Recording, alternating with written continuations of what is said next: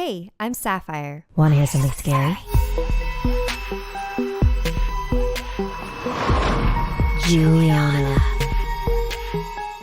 Did you know there's a guaranteed way for me to read your scary story? Consider joining our Patreon, where I read and personally respond to a story by a storyteller member every week. Who knows? It just might make it into the show, just like today's episode, inspired by a campfire story submitted by Lewis. There was a summer camp that was created many years ago called Sunny Summer Camp. It was originally an all-boys camp founded by a park ranger by the name of Sunny Summers.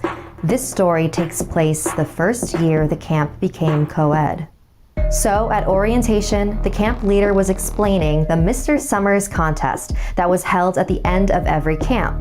The boy who looked the most like the founder would win a trophy and cash prize. A red-headed girl with long braided pigtails raised her hand. "What if we open the contest to everybody this year?" she asked. "That's a great idea, Juliana," the camp leader exclaimed. "And maybe the judging criteria could be less about appearance and more about whoever shares the most qualities with Sunny Summers." Everyone around her began clapping and cheering, except for a boy sitting a few rows behind her.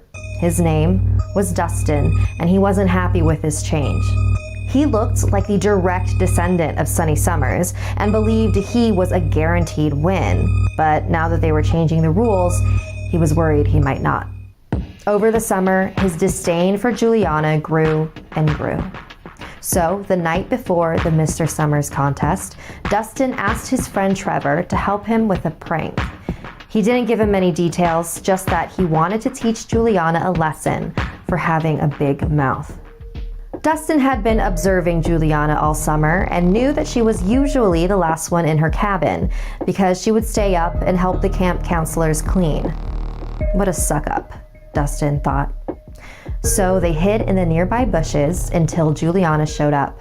When she finally did, Dustin jumped in front of her and told her that one of the counselors was asking for her and motioned for her to follow them.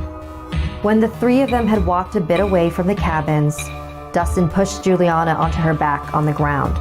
The impact knocked her out. Dustin sat on her legs and told Trevor to hold her arms down in case she woke up. Trevor had no idea what Dustin was planning, but he silently obeyed. He watched in confusion as Dustin pulled out a needle and string from his pocket and began to sew Juliana's mouth shut. Once he was done, Dustin grabbed Juliana's legs and told Trevor to help him carry her to Sunny Rock, the highest point in camp. It overlooked the canyon and had a gorgeous view and a horrifying drop. They hid her body in a bush and hurried back to their cabins. "That'll teach her to shut up," Dustin said.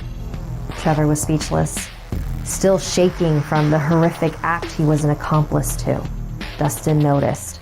"Dude, we're not gonna leave her out there forever. We'll go get her after the contest tomorrow."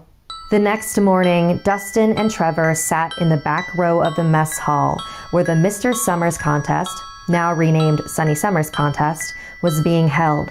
The camp leader called out the names of each contestant to the stage, but no one showed up when he called Juliana. There was only silence, aside from Dustin's stifled giggles. After the contest, everyone walked back to their cabins to pack their things. Dustin and Trevor noticed the camp leader running around in a panic, asking campers if they'd seen Juliana. Dustin turned to Trevor and said it was time to go get her. They walked back to Sunny Rock, but her body was nowhere to be found. "Oh God," Trevor said, feeling sick to his stomach. "You don't think that she..." He pointed over the edge of the cliff. As the boys peered over the edge, they heard a voice behind them. "Looking for me?" It was Juliana. She was still alive. They turned around to see her standing there, but she was covered in dirt and blood. Her clothes were torn with twigs and leaves scattered all over.